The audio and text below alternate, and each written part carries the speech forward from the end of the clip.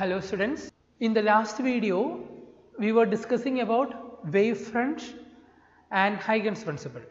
In this section we are going to discuss about law of reflection and law of refraction based on wave theory using Huygens principle.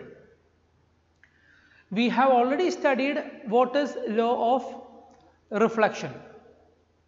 It states that angle of incidence equal to angle of reflection. Now, what is law of refraction? Sin I by sin R equal to mu, where mu is the refractive index.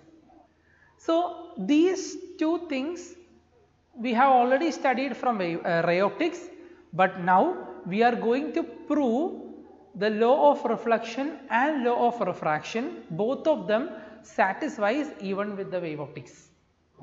Okay, so first let us see how do we prove law of reflection. So look at the figure.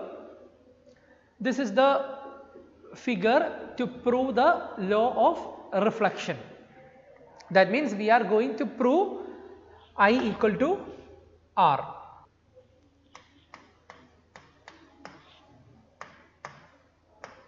To prove I equal to R, that means law of reflection. We have already studied like this. A ray is always perpendicular to wavefront. So look at the figure properly. AB is the incident wavefront, which I have marked in green color. AB is the incident wavefront.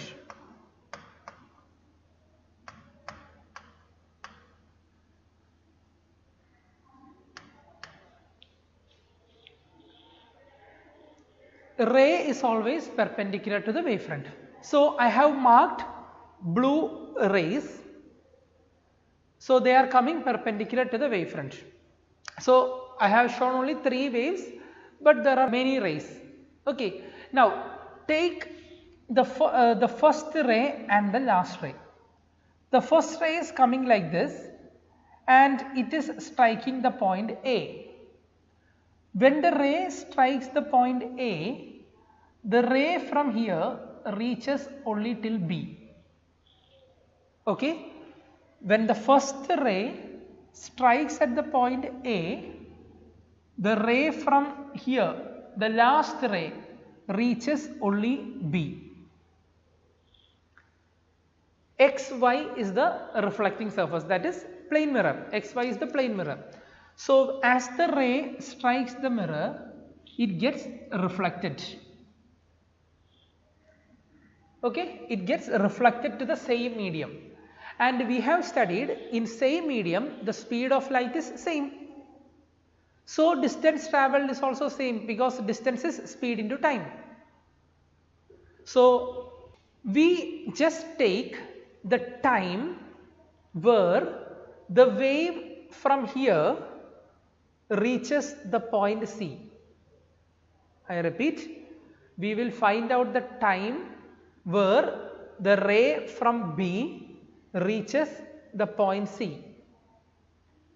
In that same time, the ray from A will reach D, because this time and this time I have taken same. Therefore, the distance BC and distance AD is same, because as I told you, since the speed is same and the time we are taking is also same, the distance will be equal.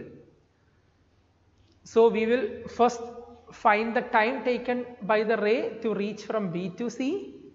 In that same time, the ray from A will travel towards D, so that BC is equal to AD. Okay, now I mark an arc here keeping AD as the radius. Take AD as the radius, keep the compass at the point A and mark an arc. From that arc, you draw a tangent towards the point C. That will give you the reflected wavefront. I say once more, listen carefully.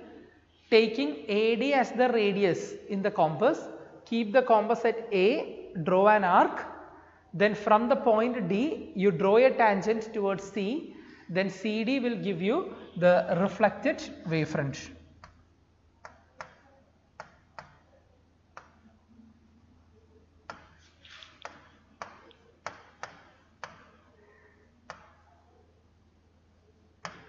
Now, ray is always perpendicular to the wavefront. Therefore, I have marked this angle and this angle 90 degree. Angle ABC and angle ADC is 90 degree.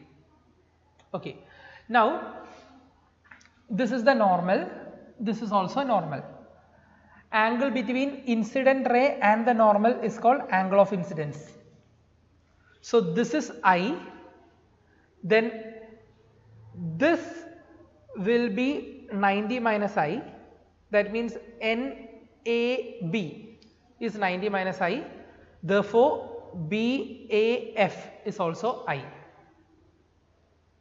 Okay, this angle is I, then NAB is 90 minus I, then BAC, that angle is also I. So, angle of incidence is the angle between the incident wavefront and the reflecting surface. Okay, I repeat, angle of incidence is the angle between the incident wavefront and the reflecting surface, whereas angle of reflection is the angle between reflected wavefront and the reflecting surface. So, here we are taking the angle with the reflecting surface, not with the normal. Okay. When I consider ray optics, I was telling the angle of incidence is the angle between incident ray and the normal. Here we are not considering the normal. Here it is the angle between the incident wavefront and the reflecting surface. Now, consider two triangles, triangle ABC and triangle CDA. Triangle ABC and triangles CDA. In both the triangles, AC is equal to AC. AC is equal to AC, common side.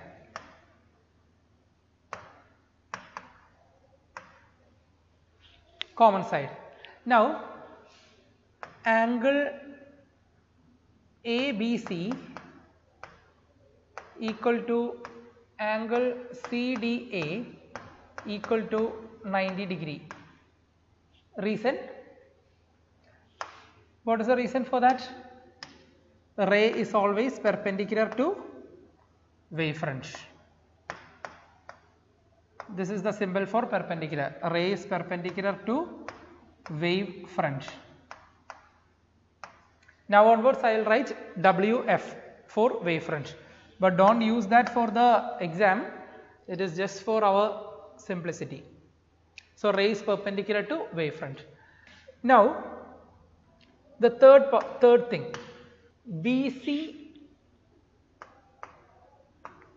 equal to AD. BC equal to AD. Why? Because by geometry we constructed like that, and both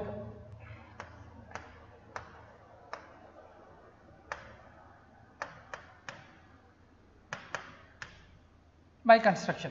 So, using these three things we can say that triangle ABC congruent to triangle CDA. Therefore, I am writing like this. Therefore, triangle ABC congruent to triangle CDA. If two triangles are congruent, then angle I is equal to angle R, because corresponding angles of congruent triangle are equal. Therefore, you can write angle I is equal to angle R. So this is law of reflection. Okay. Now in a similar manner we can prove law of refraction also. Look at this figure. In this figure I have just marked a rarer medium and a denser medium, and light is travelling from rarer medium to denser medium. So we are going to prove law of refraction now.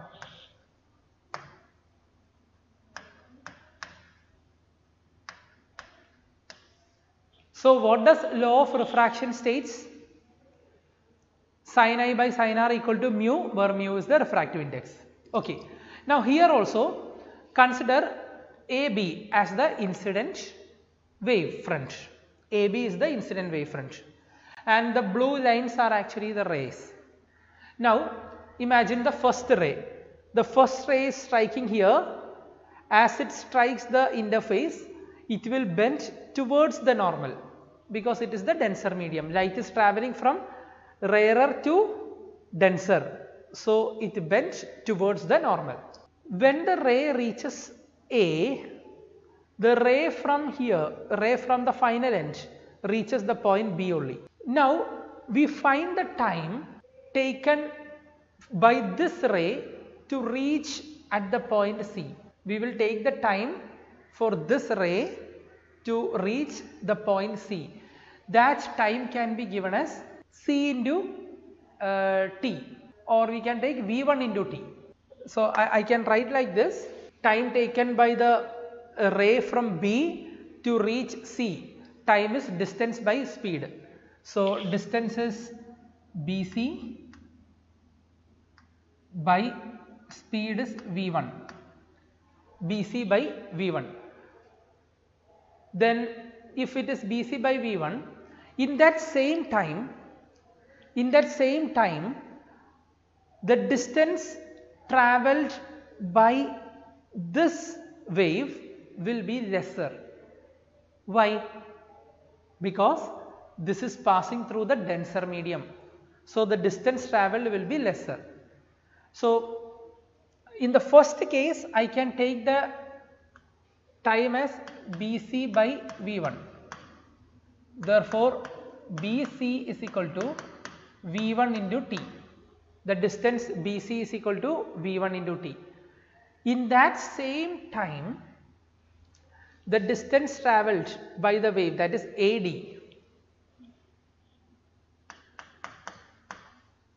in that same time T, the distance AD will be V2 into T, and this distance will be lesser than this distance because this is the rarer medium, so distance is more, and this is the denser medium, so distance travelled is less within that same time. So I am writing here V1 into T, and here I will write V2 into T. Okay, V1 into T and V2 into T. Now what you have to do is take the compass and taking AD as the radius, keep at the point A and draw an arc. Taking AD as the radius, keep the compass at the point A, draw an arc. After drawing the arc, draw the tangent towards the point C, and the tangent CD will give you the refracted wavefront. So AB is the incident wavefront and CD is the refracted wavefront. XY is our refracting surface. Okay. Now here I have taken the speed, rarer medium, I have taken the speed as V1, and here I have taken the speed as V2. Okay, rarer medium I have taken the speed as V1, and denser medium I have taken the speed as V2. Now you can take two triangles. In triangle ABC, what is sin I? Triangle ABC, what is sin I? Opposite side by hypotenuse, that means V1T by hypotenuse is AC. Now, in triangle ADC, what is sine R? Sine R. Sine R is opposite side by hypotenuse, that means AD by AC, and AD is V2T. Okay, so V2T by AC. Now I am going to divide both the equations. So sine I by sine R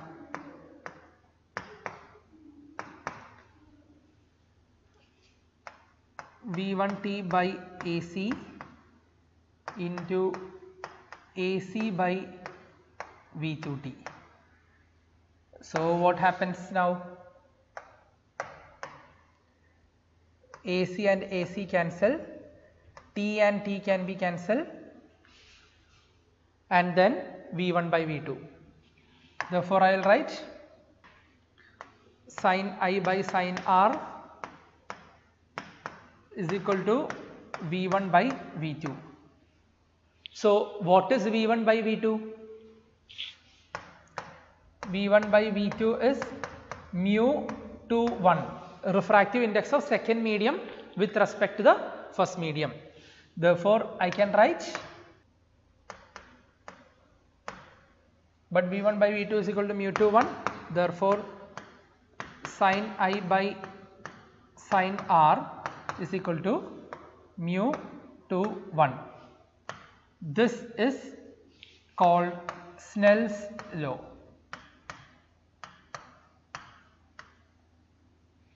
So if they are asking you to prove Snell's law, or if they are asking you to prove law of refraction, do the same derivation. Okay. Now I have just proved it in a general way.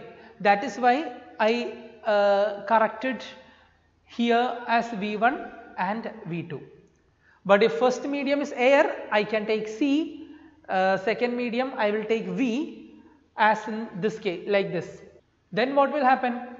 Then I will get C by V, and C by V is mu, refractive index of the medium. Okay, that is a special case if it is air. Otherwise, we can prove it in the general way. Okay. So you have to draw the figure and take down the notes from here itself. So that's all about law of reflection and refraction. Thank you.